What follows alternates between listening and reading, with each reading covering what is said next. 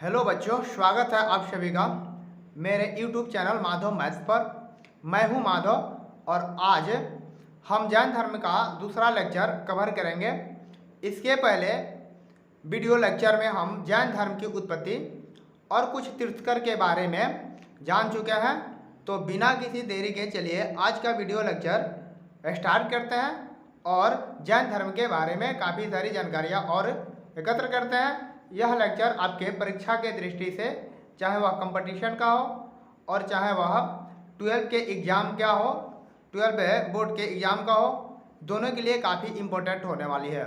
तो बने रहिएगा लास्ट तक इस वीडियो के साथ और हम इसके बारे में मूल जानकारी देंगे। अब हम लोग जानते हैं प्रमुख जैन तीर्थंकर और उनके प्रतीक चिन्हों के बारे में।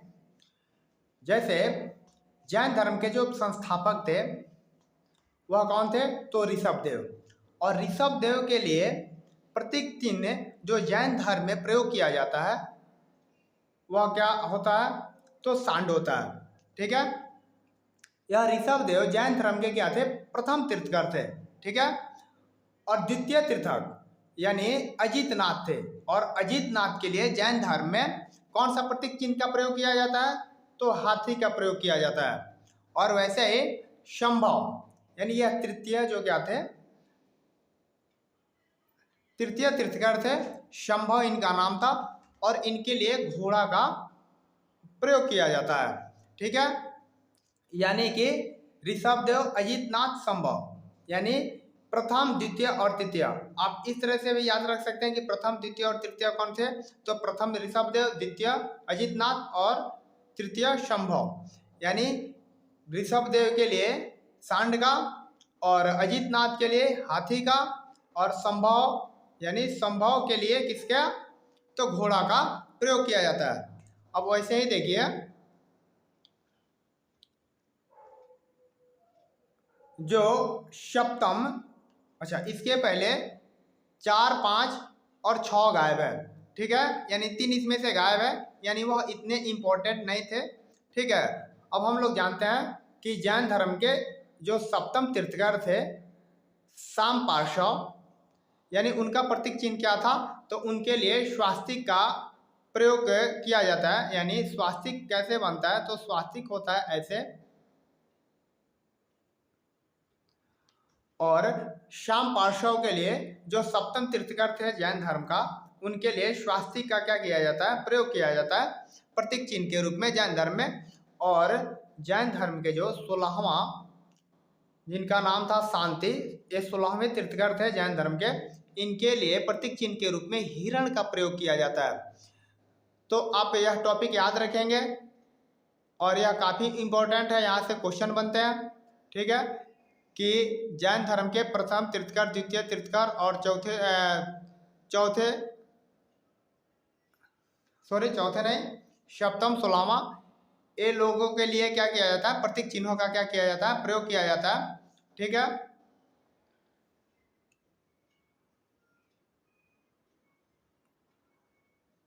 अब देखिए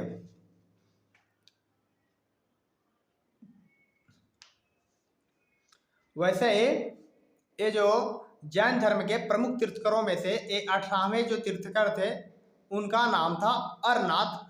और इनके लिए प्रतीक चिन्ह के रूप में मीन का प्रयोग किया जाता है। और वैसे ही जैन धर्म के प्रमुख तीर्थंकरों में से एक आते हैं जो 21वें तीर्थंकर थे, जिनका नाम था नामी। और इनके लिए नील कमल का प्रयोग किया जाता है। और वैसे ही 22वें तीर्थंकर थे जिनका नाम था अरिष्टनेमी। और इनके लिए प्रतीक चिन्ह का जो प्रयोग किया जाता है वह होता है शंख। ठीक है, और इनके जो 23वें तीर्थंकर थे प्रमुख तीर्थंकरों में से, वह कौन थे? पार्श्व थे। और इन पार्श्व के लिए किसका प्रयोग किया जाता है? तो सर्प का यानी सांप का प्रयोग किया जाता है।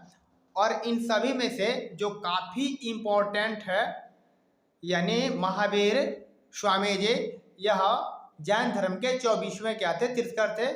ठीक है, तो इनके लिए कौन से प्रतीक चिन्ह का प्रयोग किया जाता है? तो इनके लिए सिंह का प्रयोग किया जाता है। तो एक्चुअली आप इसमें से 3 ऊपर का और 22वें, 23वें और 24वें ये परीक्षा की दृष्टि से काफ़ी इम्पोर्टेंट होता है। तो इसके बारे में आप हमेशा जानकारी रखेंगे कि इसके प्रथम, द्वितीय और तृतीय और 23वें, 24वें और 22वें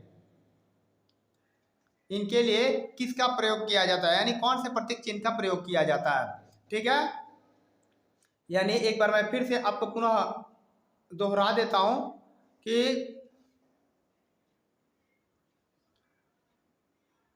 जो प्रथम तीर्थकर थे इसके ऋषभदेव, उनके लिए सांड का, और द्वितीय तीर्थकर थे अजितनाथ, इनके लिए हाथी का, तृतीय तीर्थकर थे जो शंभव, इनके लिए घोड़े का, और चतुर्थ जो तीर्थकर थे सप्तम जो तीर्थकर थे शम पार्श्व, उनके लिए स्वास्तिक का, और जो 16वां प्रमुख तीर्थकरों में से एक थे 16वें, उनके लिए हिरण का प्रयोग किया जाता है। और जो 18वें तीर्थकर थे अरनाथ, उनके लिए मीन का, मीन मतलब क्या होता है, मछली होता है। और जो 21वें तीर्थकर थे उनके लिए नील कमल का प्रयोग किया जाता है। और इन्हीं में से एक है 22वें जो तीर्थकर थे अरिस्टनेमी, यानी ये काफ़ी नाम प्रसिद्ध है, इनका नाम ऋग्वेद में भी मिलता है। ठीक है, इनका प्रतीक चिन्ह क्या होता है, शंख होता है। और जो 23वें तीर्थकर, उनके लिए सर्प प्रतीक चिन्ह का प्रयोग किया जाता है। और महावीर स्वामी जो इसके रियल यानी इसके वास्तविक प्रचारक प्रसारक, यानी इसके जैन धर्म को आगे तक ले जाने में इन्हीं का सबसे ज़्यादा योगदान था। यानी रियल संस्थापक यानी वास्तविक संस्थापक कहा जाता है महावीर स्वामी को। ठीक है, तो इनका जो प्रतीक चिन्ह है यह काफ़ी इम्पोर्टेंट है आपके परीक्षा के लिए। तो इनका जो प्रतीक चिन्ह होता है वह सिंह होता है, आप इसको हमेशा याद रखिएगा। अब आइए आगे जानते हैं इसके बारे में। अब देखिए, स्वामी महावीर के भिक्षुणी संघ की प्रधान चंदना थी, यानी महावीर स्वामी के जो भिक्षुणी संघ था, जो गुट था, उसमें की प्रधान मतलब मेन कौन था, तो भिक्षुणियों में जो मेन थी, प्रधान थी, वह चंदना थी। ठीक है, ऋषभदेव एवं अष्टिनेमी के नामों का उल्लेख ऋग्वेद में मिलता है। यहाँ से क्वेश्चन बनते हैं परीक्षाओं में कि ऋग्वेद में किसका नाम उल्लेखित मिलता है, यानी जैन धर्म के किस तीर्थकरों का नाम ऋग्वेद में मिलता है। तो ऋग्वेद में ऋषभदेव एवं अष्टनेमी, इन दोनों का नाम ऋग्वेद में मिलता है।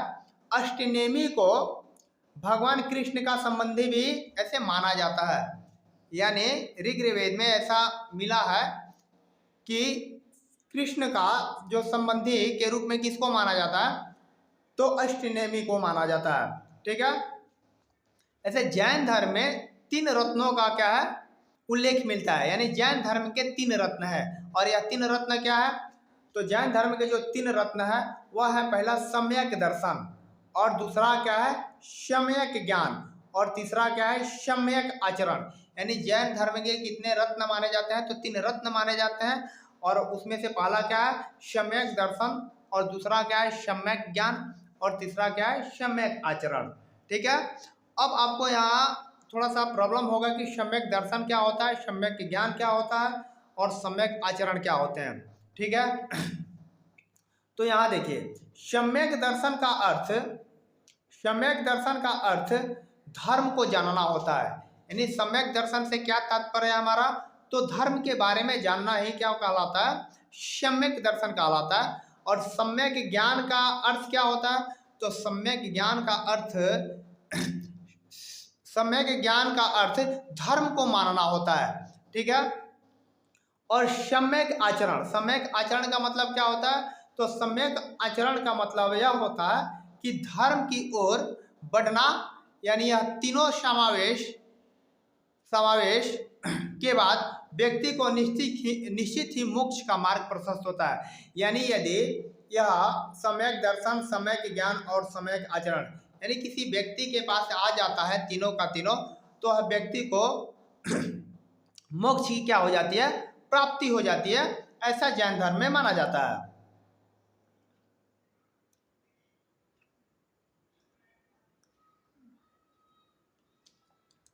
अब देखिए आगे इसके बारे में और जानते हैं। लगभग 300 ईसा पूर्व मगध में 12 वर्षों तक अकाल पड़ा। यानी कितने वर्षों तक, यहाँ इंपॉर्टेंट टॉपिक है, 12 वर्षों तक अकाल पड़ा, जिसके कारण भद्रबाहु, अच्छा भद्रबाहु कौन थे, तो भद्रबाहु चंद्रगुप्त मौर्य के क्या थे, गुरु थे, और भगवान महावीर के मृत्यु के लगभग 150 वर्ष पश्चात उनका जन्म हुआ था, भद्रबाहु का। ठीक है, और ये भी जैन धर्म को आगे बढ़ाने में काफी हद तक प्रयास किए थे। अब यहाँ पर देखिए, लगभग 300 ईसा पूर्व में मगध में 12 वर्षों का क्या पड़ा था, अकाल पड़ा था, जिसके कारण भद्रबाहु अपने शिष्यों सहित कर्नाटक चले गए। यानी भद्रबाहु अपने कुछ शिष्यों को लिए और कहाँ चले गए थे, तो कर्नाटक चले गए थे। किंतु कुछ अनुयायी स्थूलभद्र के साथ, यानी स्थूलभद्र अब कौन थे, तो स्थूलभद्र को जैन संघ के तेजस्वी साधक के रूप में स्मरण किया जाता है। यानी इनको किस रूप में याद किया जाता है स्थूलभद्र को, तो स्थूलभद्र जैन संघ के एक बहुत ही तेजस्वी और मतलब ऐसा कहा जा सकता है कि होनहार और तेजस्वी ओजस्वी क्या थे, एक साधक थे, उस धर्म को मानने वाले थे। ठीक है, और भद्रबाहु कौन थे, तो भद्रबाहु यानी मौर्य चंद्रगुप्त मौर्य के गुरु भी थे, और भगवान महावीर के मृत्यु के 150 वर्षों के बाद उनका क्या हुआ था, जन्म हुआ था। ठीक है, तो यहाँ देखिए, भद्रबाहु अपने शिष्यों सहित कर्नाटक चले गए, किंतु कुछ अनुयायी यानी कुछ जैन धर्म को मानने वाले लोग कहाँ रुक गए, भद्रबाहु के साथ मगध में ही रुक गए। ठीक है, भद्रबाहु के वापस लौटने पर, यानी भद्रबाहु के वापस लौटने पर मगध के साधुओं से उनका गहरा मतभेद हो गया। यानी जब अकाल पड़ा था तो यह मगध छोड़ के कहाँ चले गए थे, कर्नाटक चले गए थे, और जब अकाल मगध में खत्म हुआ तो यह कर्नाटक से फिर मगध आए। लेकिन यहाँ पर आए तो यहाँ के साधुओं से उनका क्या हो गया, मतभेद पैदा हो गया, जिसके कारण जैन धर्म दो मत में बट गए। यानी जैन धर्म को दो मतों में बंटने का कारण यही था। ठीक है, कि कुछ अनुयायी भद्रबाहु के साथ चले गए थे और कुछ अनुयायी स्थूलभद्र के साथ मगध में ही रुक गए थे, और जो भद्रबाहु को माने वह एक अलग जैन धर्म वाले कहलाए, और कुछ स्थूलभद्र को माने वह अलग जैन धर्म वाले कहलाए। जैन धर्म दो मतों में बट गया था, जिसमें से एक को श्वेतांबर और दूसरे को क्या कहा गया, दिगंबर कहा गया। यानी जो भद्रबाहु के साथ गए उनको क्या कहा गया, दिगंबर कहा गया, और जो भद्रबाहु के साथ मगध में ही रुक गए उनको क्या कहा गया, श्वेतांबर कहा गया। ठीक है, लिखिएगा। ठीक है, कि जो भद्रबाहु के साथ गए वह क्या कहलाए, तो वह दिगंबर कहलाए, और जो स्थूलभद्र के साथ मगध में रुके हुआ क्या कहलाए, तो श्वेतांबर कहलाए। ठीक है ना। अब यहाँ पर देखिए, नोट में दिया गया आपको नोट्स में कि भद्रबाहु कौन थे, तो भद्रबाहु चंद्रगुप्त मौर्य के गुरु थे। यानी भद्रबाहु कौन थे, तो चंद्रगुप्त मौर्य के गुरु थे। भगवान महावीर की मृत्यु के लगभग 150 यानी 150 वर्ष पश्चात उनका क्या हुआ, जन्म हुआ था। इनके शिष्य क्या कहलाए थे, तो दिगंबर कहलाए थे।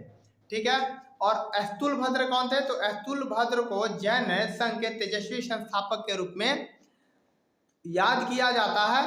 स्थूलभद्र से जीवन भर जैन संघ की सेवा की।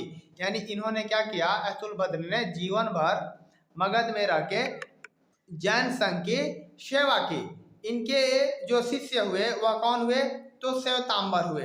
यानी इनके जो शिष्य थे, जो इनके अनुयायी हुए, वह क्या कहलाए, श्वेतांबर कहलाए। जो श्वेतांबर लोग थे वे श्वेत कपड़ा यानी सफेद कपड़ा का धारण करते थे, और जो भद्रबाहु के शिष्य थे यानी जो दिगंबर कहलाए वह क्या रहते थे, ऐसे बिना कपड़ों के रहते थे। यानी उनके अनुयायी नग्न अवस्था में रहते थे, यानी कपड़ा नहीं पहनते थे। यानी ऐसा पूछा जाता था, अब पूछा जाएगा कि कौन से दिगंबर और श्वेतांबर में से कौन से ऐसे हैं जो कपड़ा नहीं पहनते हैं, तो उनमें से कौन है, तो दिगंबर है। और जो श्वेतांबर है वो क्या करते हैं, तो श्वेत कपड़ा पहनते हैं। ठीक है, तो उम्र थका नहीं सकती, ठोकरें गिरा नहीं सकती। उम्र थका नहीं सकती, ठोकरें गिरा नहीं सकती। अगर जिद हो जीतने की साहेब, तो हार भी हरा नहीं सकती, हार भी हरा नहीं सकती। तो बने रहे हमारे चैनल के साथ, और मैं इसका अगला टॉपिक लेके आऊँगा। और आप चैनल को प्लीज़ सब्सक्राइब कीजिए और शेयर कीजिए, ताकि मेरा मनोबल धीरे धीरे बढ़ता रहे। So thanks for watching.